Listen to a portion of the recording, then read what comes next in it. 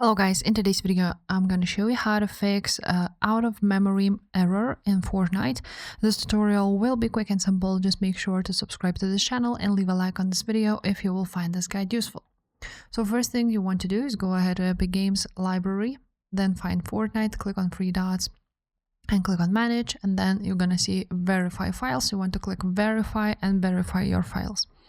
After you have done that, you want to go ahead and change this launch options. So you want to go ahead and write down just look what works for you. You can either write down DX11 or DX12, or there's also an option to write down D3, D11. So basically write any of these down and check if the problem was fixed. If not, you want to go ahead to advanced system settings,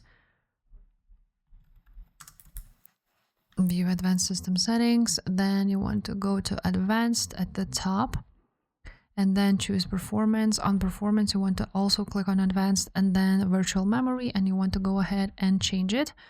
So now I'm just gonna untick this one so I could write down custom size, but custom sizing will be currently allocated, so it would be, for me it would be 1 3 12, and the same goes here.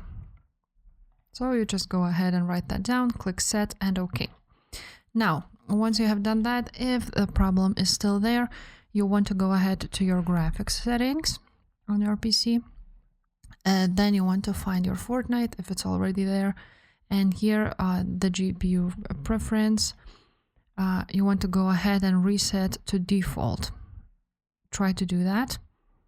And if the problem still persists, there might be an issue with OneDrive, which is syncing or is paused, and basically it may indicate this error. So if you're having that, you want to try to unlink OneDrive from your PC, or just remove the documents folder from Windows OneDrive Sync. So as I already don't have OneDrive linked, I already did that long time ago. So you want to go ahead and find it there and just remove the documents folder from OneDrive. So for example, as you can see, I have to sign into OneDrive in order for it to work. So I already unlinked it. And basically, if this fixed your problem, leave a comment down below and I will see you next time. Bye.